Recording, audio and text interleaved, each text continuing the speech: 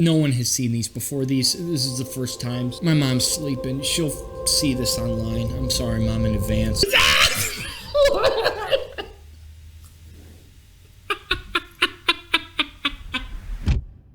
All my life, I was the worst dressed person in the room. Almost my whole life. I've changed more than I ever could have imagined since 1994, but some things never change or take way too long to, like the fact that my shoe game didn't change for well over 15 years, and my affinity for mustaches, cigars, coffee immediately after the teat, and just chilling with drinks with my best friend like the old Greek men we always were, Berazada. And some things only change for a time just to come back again, like my style. I always loved to dress up. I mean, from absolutely adorable suspenders to awesome striped shirts I wear today to comfy sweaters and suits, even if it was for no reason at all. I love to dress up. It was instilled very early. Thanks, Ma. If I wasn't dressed up, I was dressed as Batman. It was obsessive. Almost as obsessive as my Spider-Man addiction. Heck, even when playing in the mud, I was sure to put on a tie. And if birthdays were an excuse to dress up, then religious ceremonies certainly were, and the excuse to wear a dope, all-white, double-breasted suit is absolutely enough for me. Ugh, I do love that suit. But I wasn't always that classic, and I fell for the trends, and it doesn't get any more turn of the millennium than this. But I regret nothing. Turtlenecks and reverse pleats are still my thing, and I still won't shy away from ethnic dress for traditional dancing. But aside from Batman, all these nicer things took a decade-long break and went downhill as I crawled uphill. Please just don't lose respect for me after watching this. Just be prepared. 2007, I start high school. Now, there's a few things you should know beforehand to give it a little context. I was Roman Catholic at the time. I also practiced a religion called Lord of the Rings, and I was poor and homeschooled. So that influenced a lot. I kind of abandoned my Mediterranean heritage and just took that 1% Irish and maxed it to the extreme. So I don't know if that's going to come in handy or not, but I assume it is. What I never noticed before, we were really into hoodies with the fluffy vest over it and a bunch of layers, so you end up looking like that one hick in Trains, Planes, and Automobiles. Christmas, bringing out ugly sweaters, that's very normal. Neon bright polo shirts, generally accompanied by khakis. And now this was my typical Sunday attire, church attire. Please don't. We also just moved out of the Detroit area and into small town surrounded by nature. So we were real heavy into nature and forest trails. So I got really utilitarian. And it does get more utilitarian in early 2000s than these bad boys. I'm 90% sure half of you have had these before. I hope so. They're ugly as shit, but they're so good. Noah, you remember these, right? Yeah. You still got a pair? So don't wear them. 2008 is what I remember as the Afro days. My hair just got curlier and curlier and bigger and bigger and bigger. And we didn't cut it for some unknown reason. My mom's a hairdresser and she never cut it. I just styled it myself. And if any of you have been a teenager, 99% of you, you know, a lot of times you'll try to flatten your hair. I don't know, but it was a big thing that me and my sister went through, where you just you're self-conscious and you try to flatten the sides out so it's not as big. Try flattening out an afro. It ends up looking like Beethoven or something, or worse than Beethoven. And then it got so long to the fact that it wasn't even an afro, it was a triangle. Looked like some Illuminati fanboy. In my style, I like really tight shirts and a lot of graphic. It was the mid-2000s, you guys get it, right? That was when Aeropostale was really popular with the big grungy logos and all that crap. And most of my clothes was thrifted anyway, and the only good stuff I got for Christmas from my cousins, so there's that. I loved hoodies. Hoodies were my favorite, but they weren't particularly nice looking hoodies. I haven't worn a hoodie since. I had major ADHD and I couldn't concentrate to save my life with homeschooling. I thank my mom so much for putting up with all my BS. But another thing that I noticed is I wore a lot of comfortable, almost pajama like clothes because I didn't need to get dressed. I was at home. So half the time, if I wasn't in my pajamas, I was in some sloppy ass looking t-shirt and these like, you know, just, I don't know what you call these, those shiny pants? I don't know. Aeropostale was my favorite, man. This grungy beige shirt and that hoodie was my all-time favorite combo. I thought I was smoking in that thing. Little did I know. And of course, I wore a lot of beanies, which is hard with an afro. And once I saw the peach fuzz where my mustache would eventually be, I got all excited. So the unfortunate thing is we were playing characters here, but I actually thought it looked cool. So even though for religious ceremonies like my first communion, I was dressed like some British rock star in that awesome white double-breasted suit, like the little Italian boy my mom raised me to be, that all went out the window once I became a teenager, and I had no idea how to dress because I wanted to dress only grungy. I didn't like dressing up. So when it came time for my confirmation, this was the result. If this doesn't look like some kind of comedy skit, I don't know what does. This could be a meme in and of itself. The hair and the brown oversized jacket, it looks ultra 70s. But what really blows me out of the water was our choice of ties. My tie barely passes my nipples, and my brother's tie goes all the way down to his damn balls, and it's about as wide as his face. We should have swapped them. It's just so comical. I knew I didn't look good. See, even though I didn't know what I was doing, I still knew I looked terrible. It was so embarrassing. Every mother effer in that room was wearing black suits, and my brother was the only one wearing a blazer, and I was the only one wearing a brown jacket with beige pants. This was the extent of me dressing up. It was awful. I embodied a thrift store outfit. My brother summed it up perfectly when he drew this mocking picture of me. But sometime at the end of 2008, I finally got a haircut. I thought it looked pretty good. I'm like, finally, and that's when I realized I had an afro, because the whole time I was in denial. You can't handle the truth! And then I remember my mom gave me some highlights, and she had to use chemicals to loosen the curls of my hair because I wanted to look more like Frodo Baggins than, Carrot Top. Dude, I thought I looked fly. I had so much confidence once I got a haircut and a hair change, man. It was it. I felt on top. I approached my crush and I'm like, how you doing? He shoots! He scores! Not really, but that's what it felt like to me. It was also around this time when my sister started her journey into becoming a singing girl, and I started my journey into becoming either almost emo and also very Reddit atheist look with the fedora and stuff. Absolute cringe-worthy.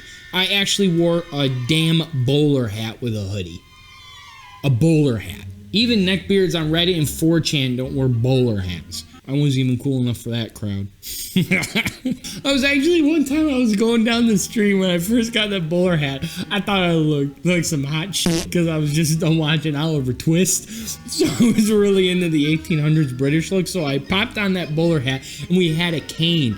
And I walked down the streets in this exact outfit with a hoodie and a cane and a bowler hat. And people were looking at me like, who the hell is this chump? But I thought I was rocking it. I zero self-awareness and zero sense of style. See, I told you, and it's actually gonna get worse from here. Watch. Oh, yes. See, you can start to see the emo thing. It was right when I turned 16. Yeah, not surprising. I was really into pop-punk bands at this time, so the red tie with the black shirt really helped me represent my favorite bands.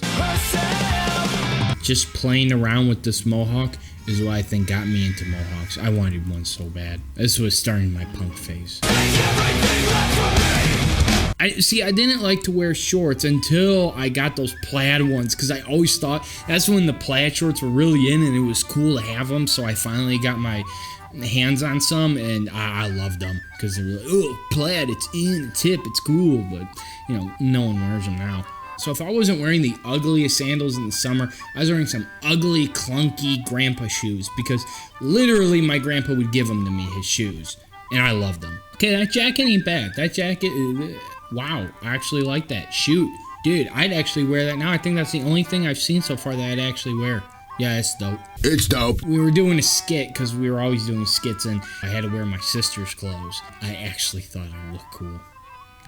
Oh, I'm so cool with my hood on. Oh, look at emo. Grow up. This was a character of mine that I would call Neon the Neanderthal. And he always wore this specific outfit. But the funny thing is, it came about because the day I created the character, that's what I was wearing unironically. Homeschoolers who thrift their clothes. That's what this screams. Might sound like I'm crapping on homeschooling. I'm absolutely not. I had the best time of my life. I played half the time and I ate whenever I wanted. Win.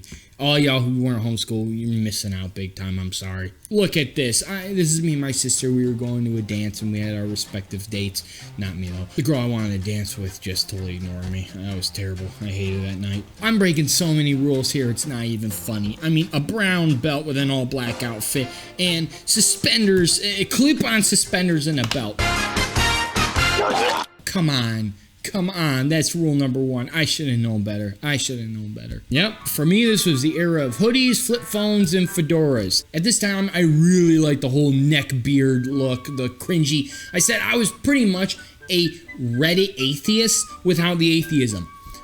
But I actually take that back because I think it was actually around, it was around this time which I was actually closeted atheist. So, see, I fit the look perfectly. It wasn't a phase, Mom. Thank God it was. Mutton chops, a fedora, and cutting a Lord of the Rings birthday cake with Sting because we were celebrating Frodo and Bilbo's birthday. Oh my gosh. But now we get to the juice. We get into college. And I like to chain wallets, camel pants, and cosplay. Yes, I was that kind of guy.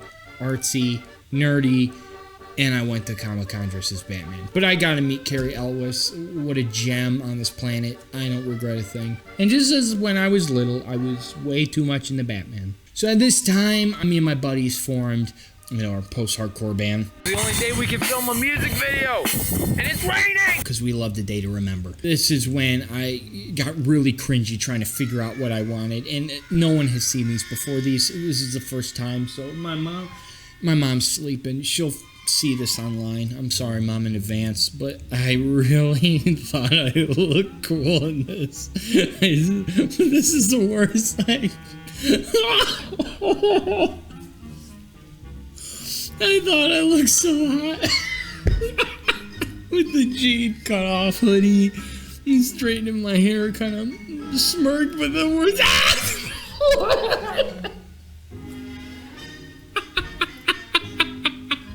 I put in fake gauges. I told them it was for a costume for Halloween, but I actually went on campus wearing them all day.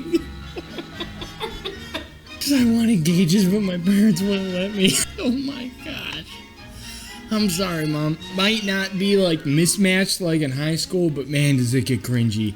Oh gosh. 2014, it started to get a little better. This is when I first started actually watching YouTubers who are in the style and stuff. It was actually hair. It started with Jordan O'Brien. So, my bro, thank you. He started off for me with the hair. And, Power Ranger looking ass. Go, go, Power Ranger!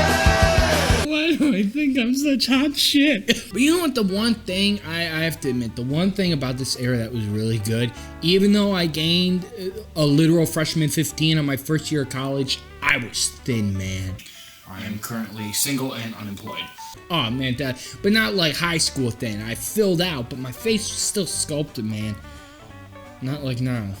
This is the year of neon ties and Scott Pilgrim versus the World days. And I had these ugly, these were the first shoes that I got that I thought looked cool because I call them the duct tape shoes. Oh my gosh, dude. Yeah, it looked really bad. And then I started to look like a real Italian. I was hanging out with my buddy Michael.